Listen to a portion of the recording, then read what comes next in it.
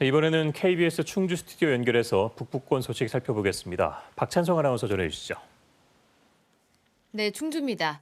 국내 첫 수상 비행장이 문 닫을 위기에 놓였습니다. 계약 종료가 임박했지만 위탁 운영업체가 약속한 투자를 진행하지 않자 자치단체가 결국 계약 해지 절차를 밟고 있습니다. 이규명 기자의 보도입니다. 제천의 청풍호 수상 비행장입니다. 청풍호 일대 풍광을 상공에서 즐길 수 있어 지역의 대표 관광 상품으로 자리 잡을 것으로 기대를 모았습니다.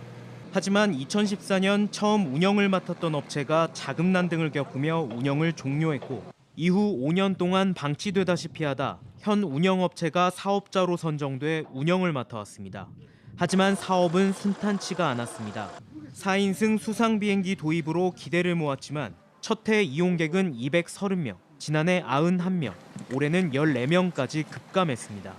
업체 측이 자금 난등을 이유로 10인승 비행기 운항과 계류장 조성 등 약속한 투자를 진행하지 않았고 코로나19까지 겹치면서 운영 중단 위기에 놓인 겁니다. 업체 측은 내년 상반기 정상화를 목표로 계약 연장을 요구하고 있습니다.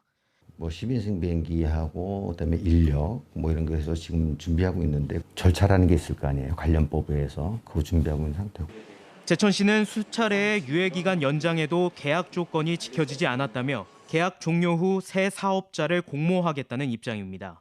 충분한 기간을 많이 부여하였는데도 지금 정상적으로 되지 않는 상태입니다. 3년 그 안에 정상 운행이 되지 않을 경우에는 연장이 불가하다는 내용을 갖다 2차례 통보하였습니다. 85억 원을 들여 조성한 국내 첫 수상 비행장. 사업성에 대한 충분한 검토 없이 추진한 사업이 혈세만 낭비한 채 7년째 표류하고 있습니다. KBS 뉴스 이규명입니다. 사만시대 수리시설인 의림지 일대에 조명을 비춰 영상을 표현하는 미디어 파사드가 조성됐습니다.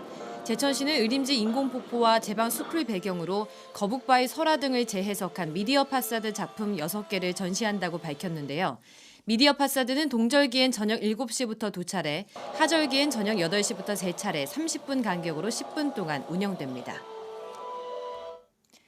음성군이 지역 농산물 브랜드를 하나로 통합한 음성명작을 개발했습니다. 음성 명품 작물의 줄임말인 음성명작은 앞으로 지역 농산물을 대표하는 브랜드로 활용됩니다. 햇살이나 다울찬 등 음성의 작물을 대표하는 브랜드는 모두 개별 법인이 소유하고 있어 유통망이 없는 농가는 참여가 어려웠습니다. 음성군은 체계적인 브랜드 관리를 위해 관련 조례를 제정하고 내년부터 본격적으로 활용할 방침입니다. 지금까지 충주에서 전해드렸습니다.